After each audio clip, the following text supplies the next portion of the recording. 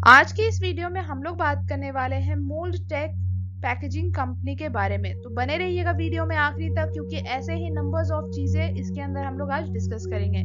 सबसे पहले बात करते हैं कंपनी स्टैब्लिश कब हुई थी। तो ये कंपनी स्टैब्लिश हुई थी 1986 में और ये as a publicly listed company बनी थी 1993 में। वहीं पे बात करें इनके जो बिजनेस पोर्टफोलियो है वो, तो ये कंपनी आपके एज अ लीडिंग प्लेयर आपको काम करती हुई नजर आ रही है। प्लास्टिक पैकेजिंग, दैट मीन्स जो आउटर लेयर होता है किसी भी प्रोडक्ट का, या फिर जो पैकेजिंग होते हैं, या फिर अगर हम लोग कंटेनर की बात करें तो ये सारी चीजें ये कंपनी मैन्युफैक्चर करती है। वहीं पे आपको ये lubes, paint, food and other products के लिए काम करती हुई नजर आती है। सो मोस्टली आपको ये 4 सेगमेंट में आपको ये कंपनी काम करती हुई नजर आ रही है। मेनली 3 सेगमेंट के अंदर, ल्यूब्स, पेंट एंड फूड। अब वहीं पे बात करें तो 10 मैन्युफैक्चरिंग यूनिट्स हैं इनके और 2 स्टॉक पॉइंट्स हैं आपके पैन इंडिया बेसिस पे। वहीं पे अगर हम लोग बात करते हैं इनके जो कैपेसिटी है, जो मोल्डिंग कैपेसिटी है उसकी, तो 45,000 टन पर एनम के बेसिस पे इनकी मोल्डिंग कैपेसिटी आपको देखने को मिलेगी। वहीं पे इनके कुछ स्ट्रॉन्ग प्रेजेंस रहे हैं across all the major customers, जैसे कि आपके एशियन पेंट हो गए, Castrol, Hindustan Unilever and many more. उसके ऊपर भी हम लोग नेक्स्ट स्लाइड में आएंगे। अब वहीं पे अगर बात करें तो 35 इयर्स ऑफ एक्सपीरियंस इस कंपनी के पास है। वहीं पर 10 ISO सर्टिफाइड यूनिट्स हैं और ये कंपनी आपको NSE एंड BSE दोनों के ऊपर लिस्टेड देखने को मिलेगी विद 2281 करोड़ मार्केट कैप के साथ। वहीं पे बात कर ले इनके जो क्लाइंट्स हैं आपके अलग अलग सेक्टर में या अलग अलग इंडस्ट्री में, उनमें से सबसे पहले बात करते हैं food, FMCG and pharmaceutical industry के बारे में, जहां पर आप देखेंगे बिग प्लेयर्स या फिर आपके काफी बिग नेम्स आपको देखने को मिलेंगे, जैसे कि ITC, PNG, Cadbury, Himalaya, Pepsi, और आपको इसी तरीके से काफी सारे जो कंपनीज है वो इनके एज अ क्लाइंट के तौर पे देखने को मिल रहे हैं। वहीं पे बात करें दूसरे इंडस्ट्री के ऊपर, जैसे कि पेंट इंडस्ट्री, तो यहाँ पर आपने जैसा कि पढ़ा था एशियन पेंट के साथ साथ आपको नेरोलैक, बर्जर पेंट एंड ऐसे ही काफी सारे आपको कंपनीज देखने को मिल रहे हैं। नेक्स्ट यहाँ पे अगर हम लोग बात करते हैं इनके लुब्रिकेंट एंड ग्रीस इंडस्ट्री के बारे में, तो यहाँ पर आपको वेल्वोलाइन की बात करें या फिर हम लोग इंडियन ऑयल की बात करें, या फिर आप देख सकते हैं HP, Castrol, Reliance industries limited, तो यहाँ पर भी आपको जो अलग इंडस्ट्री है, जो लुब्रिकेंट एंड ग्रीस इंडस्ट्री है, इसके अंदर भी आपको काफी बिग प्लेयर्स या फिर आप कह सकते हैं बड़े नाम देखने को मिल रहे हैं। तो ये हमने बात की फिलहाल तो अभी इनके बिजनेस पोर्टफोलियो के बारे में।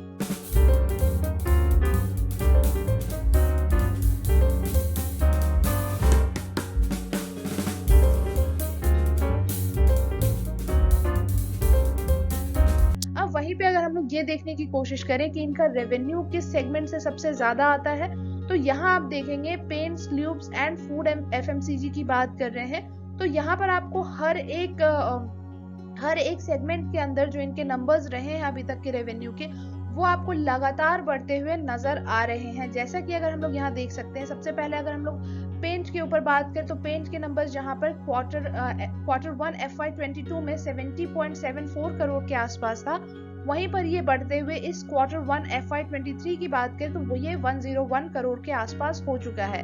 उसी तरीके से ल्यूब्स में आप देखेंगे डिफरेंस 29.63 से सीधा 55.19, एंड अगर फूड FMCG की बात करें 33 से ये आपके 51।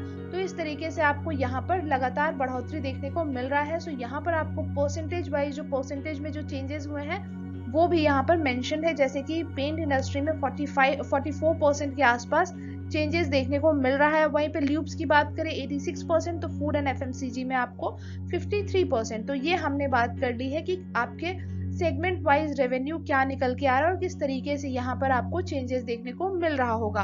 तो बने रहिएगा वीडियो में आखिरी तक। इन केस आपको ये वीडियो आखिरी में अच्छा लगता है तो प्लीज इसको लाइक एंड शेयर जरूर कीजिएगा अपने फैमिली एंड फ्रेंड्स के साथ, और हमारे चैनल पे अगर आप नए हैं चैनल को सब्सक्राइब करना भी ना भूलें। अब बात कर लेते हैं कंपनी के रिटर्न के ऊपर। तो रिटर्न भी आपको उसी तरीके से आउटस्टैंडिंग देखने को मिल रहा होगा, जैसे कि आपको जिस तरीके से बाकी जो कंपनीज है वहां पे आपको इस 1 साल में किसी भी तरह का कोई रिटर्न नहीं मिला है, लेकिन इस कंपनी ने आपको फिर भी 98% के आसपास का जो रिटर्न है वो बना कर दिया है। जहां पर मार्केट में आपको इस तरीके से सिनेरियो नजर आ रहा था, काफी ज्यादा हलचल देखने को मिला है, लेकिन उसके बावजूद भी ये शेयर आपको बेहतरीन परफॉर्म करता हुआ नजर आया है। वहीं पे 2 इयर्स में बात करें 228% एंड 3 इयर्स में 215%। तो इस तरीके से आपको जो भी इनके शेयर होल्डर्स रहे हैं, जिस तरीके से भी जब भी होल्ड किया है इसको या फिर जब भी उन्होंने इन्वेस्टमेंट किया यहाँ पर, तो कुछ ना कुछ तो यहाँ से आपने जो प्रॉफिट है वो बनाकर आप लेके गए ही गए होगे।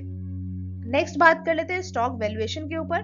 तो डिविडेंड यील्ड परसेंटेज जो है वो है 0.85%। ईपीएस भी आपको अच्छा देखने को मिल रहा है। इंडस्ट्री पी और स्टॉक पी में कंपेयर करें तो कहीं ना कहीं स्टॉक पी जो है वो आपको इंडस्ट्री पी के मुकाबले ओवर वैल्यूड देखने को मिलेगा। अब बात यहाँ पर हम लोग एनालिस्ट एस्टिमेट के ऊपर। So most of the analyst आपको बाइंग के रिकमेंडेशन प्रोवाइड करते हुए नजर आ रहे हैं और कुछ का कहना है कि आप चाहें तो यहाँ से होल्ड करके आप आगे बढ़ सकते हैं। बट अगर हम लोग जब चार्ट के ऊपर डिस्कस करेंगे तो वहां पर आपको जो करंट सिनेरियो है वो आपको ज्यादा बेहतरीन तरीके से समझ आएगा। और जिन लोगों ने ऑलरेडी इन्वेस्टमेंट किया है उनके पास अगर कुछ क्वेश्चंस है तो मे भी आपको उस सारे सवाल के जवाब भी आपको वहां पे मिल जाए। अगर आपको फिर भी कोई डाउट रहेगा आखिरी वीडियो में तो आप चाहें तो आप हमसे जो कमेंट बॉक्स है वहां पर भी कनेक्ट कर सकते हैं। कोशिश करेंगे जो भी आपके क्वेरीज है उन सभी को जल्द से जल्द रिजॉल्व करने की। तो यहाँ हमने बात कर ली है फिलहाल तो एनालिस्ट के क्या एस्टिमेट निकल के आ रहे हैं और उसके बेसिस पे आप चाहें तो अपने डिसीजंस ले सकते हैं या फिर खुद से रिसर्च एनालिसिस करने के बाद अपने फाइनेंशियल एडवाइजर से कनेक्ट करने के बाद आपको क्या करना है वो आप बेहतरीन तरीके से सोच समझ कर सकते हैं। यहाँ पे बात कर लेते हैं हम लोग कंपनी के ऊपर डेट। तो बेशक कंपनी के ऊपर डेट नजर आएगा जो कि है 108.14 करोड़ के लगभग। और वहीं पर अगर हम लोग कैश फ्लो की बात करें तो in comparison to date company के ऊपर आपको बहुत ही छोटे नंबर में आपको कैश फ्लो देखने को मिल रहा है जो कि है 1.20 करोड़। तो कहीं ना कहीं कंपनी के ऊपर काफी लार्ज नंबर में डेट है तो कंपनी के पास बहुत ही स्मॉल नंबर में कैश फ्लो अवेलेबल है। क्वार्टरली रिजल्ट के ऊपर बात करते हैं तो यहाँ पर आप देखेंगे जिस तरीके से इनके जो सितंबर 21 से लेके जून 22 के नंबर्स के ऊपर हम लोग बात करने वाले हैं तो यहाँ पर तो वैसे आपको बहुत ज्यादा चेंजेस देखने को नहीं मिल रहा था, लेकिन उसके बाद आपको इस क्वार्टर में कंपनी ने 208 करोड़ के आसपास का जो है सेल्स वो जनरेट किया है। ऑपरेटिंग प्रॉफिट की बात करते हैं तो ऑपरेटिंग प्रॉफिट आपको यहाँ से बिल्कुल फ्लैट देखने को मिला था तीनों ही क्वार्टर में और उसके बाद इस क्वार्टर में आपको ये 5 करोड़ के आसपास का जंप देखने को मिलेगा। नेट प्रॉफिट की बात करें तो 2 क्वार्टर आपको यहाँ पर गिरावट देखने को मिला था पिछले जो क्वार्टर्स रहे थे, बट इस क्वार्टर में आपको ये नंबर्स जो है वो बढ़ता हुआ नजर आया है जो कि है 22 करोड़। तो हम लोग यहाँ पे कह सकते हैं कि क्वार्टरली नंबर जो है यहाँ पर वो तो आपको अच्छा खासा बढ़ता हुआ नजर आया है। सबसे बेहतरीन तो इनके सेल्स के नंबर्स में आपको बढ़ोतरी देखने को मिल रहा हो। वहीं पे ईयर ऑन ईयर रिजल्ट की बात करते हैं तो ईयर ऑन ईयर बेसिस पर भी कंपनी ने हर एक पैरामीटर में काफी बेहतरीन परफॉर्म किया है। सेल्स के ऊपर बात करते हैं तो लगातार आपको यहाँ पर नंबर्स में अच्छा खासा नंबर्स में चेंजेस भी देखने को मिला है। वहीं पर अगर हम लोग ऑपरेटिंग प्रॉफिट की बात करें तो यहाँ पर भी नंबर्स में आपको चेंजेस नजर आएंगे। नेट प्रॉफिट में भी नंबर्स में चेंजेस आ रहे हैं। तो इस तरीके से जो ईयर ऑन ईयर बेसिस पे वैसे तो कंपनी हर एक साल काफी बेहतर से बेहतरीन परफॉर्म करती हुई नजर आई है। नेक्स्ट यहाँ कर लेते हैं हम लोग sales and profit growth percentage. तो यहाँ पर आपको सेल्स ग्रोथ परसेंटेज जो है 12% आपको 5 इयर्स एंड 3 इयर्स में इंटैक्ट नजर आ रहे थे, बट 1 ईयर की बात करें तो यहाँ से आपको नंबर्स में जो है वो गिरावट देखने को मिल रहा होगा जो कि 9% है। प्रॉफिट ग्रोथ परसेंटेज की बात करें तो वैसे ही आपको पिछले 5 और 3 साल में आपको नंबर्स जो है वो 15% के आसपास नजर आ रहे थे, लेकिन इस एक साल में 26%। दैट मीन्स यहाँ से प्रॉफिट ग्रोथ परसेंटेज में आपको उछाल देखने को मिल रहा है। वहीं पे आरओसी परसेंटेज के ऊपर नजर डालते हैं तो ये आप देखेंगे यहाँ पर कि इनके आरओई एंड आरओसी परसेंटेज को हम अच्छा कह सकते हैं 22% के आसपास और बहुत ही मिनिमम नंबर्स में आपको यहाँ पर जो फ्लक्चुएशंस है वो देखने को मिला होगा। नेक्स्ट यहाँ पे शेयर होल्डिंग पैटर्न है। तो यहाँ पर जो प्रमोटर्स के पास होल्डिंग है वो कहीं ना कहीं पब्लिक से भी कम है। सो मोस्ट ऑफ द जो होल्डिंग है वो आपको पब्लिक के पास देखने को मिल रहा है विच इज 37%। प्रमोटर्स के पास जो होल्डिंग है वो है 34% एंड प्रमोटर्स के ऊपर प्लेजिंग की बात करें तो किसी तरह की आपको जो प्लेजिंग है वो नजर आ रही है 0.71%।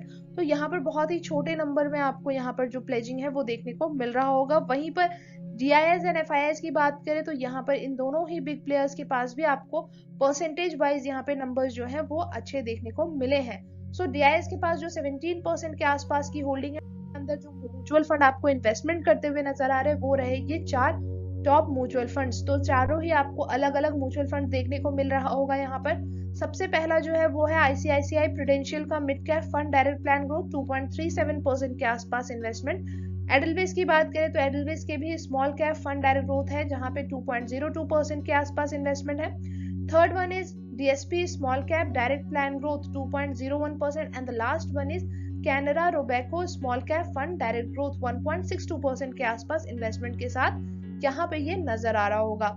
सो यहाँ तक हमने बात की है ओवरऑल कंपनी के पूरे जर्नी के ऊपर, किस तरीके से फिनेंशियल्स हैं इसके या फिर किस तरीके से फंडामेंटल है। अब बात कर लेते हैं जरा हम चार्ट के ऊपर। सो चार्ट में बहुत ज्यादा कुछ समझाने के लिए नहीं है क्योंकि यहाँ पर जो सिनेरियो है वो बिल्कुल साफ सुथरा क्लियर आपको ये नजर आ रहा होगा कि किस तरीके से ये 2020 के बाद इस शेयर में आपको एक अप ट्रेंड देखने को मिला है और ये लगातार आपको जो शेयर है वो अप ट्रेंड में ही बनता हुआ नजर आया है। वहीं हम लोग बात करें अगर 22 की, जहां पे यहाँ पे आपको गिरावट देखने को मिलना चाहिए था, जिस तरीके से सारे ही शेयर्स में आपको अच्छा खासा प्रॉफिट बुकिंग होता हुआ नजर आया है, मार्केट में जिस तरीके से आपको सिनेरियो नजर आ रहा था बहुत ज्यादा हलचल, उसके बावजूद भी इस शेयर में आपको उस तरीके से प्रॉफिट बुकिंग या गिरावट देखने को नहीं मिला और लगातार ये शेयर आपको बढ़ता हुआ ही नजर आया है। सो अगर हम लोग बात करें तो ऑलमोस्ट आपको यहाँ से अगर हम लोग बात करें तो 650 के प्राइस से ये आपको लगातार आपके बढ़ते हुए ये 1050 के प्राइस पर जाता हुआ नजर आया है। वहां से आपको इस हफ्ते अगर हम लोग बात करें तो इस हफ्ते आपको यहाँ 2 हफ्ते से यहाँ पे थोड़ा सा गिरावट देखने को मिला था और अगर उसके बेसिस पे आप चाहते हैं कि आपको इन्वेस्टमेंट प्लान करना है तो थोड़ा और वेट कर सकते हैं आप।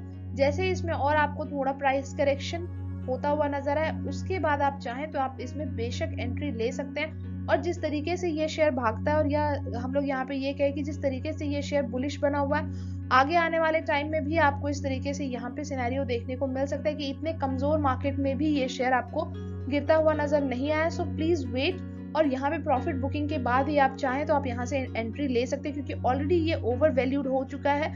और उसके साथ ही अगर आप यहाँ से आप एंट्री करते हैं और यहाँ से आपको गिरावट देखने को मिलता है तो फिर आपको बाद में लगेगा कि हमने क्यों ही यहाँ पे एंट्री की। सो इट्स बेटर कि आप थोड़ा सा वेट करें, आपको जहाँ से एंट्री के लिए मौका मिले तो आप वहां से एंट्री यहाँ से इनिशिएट करें एंड देन आप इसके जो प्रॉफिट है या फिर आप कह सकते हैं कि जो रिटर्न है उसके मजे आप ले सकते हैं। सो आज के वीडियो में हमने काफी कुछ डिस्कस किया है। फिर भी अगर आपको कोई डाउट रहता है तो आप हमसे चाहें तो कमेंट बॉक्स में कनेक्ट कर सकते हैं। बाकी मिलेंगे आपसे नेक्स्ट में बहुत ही जल्द, तब तक के लिए thank you and take care.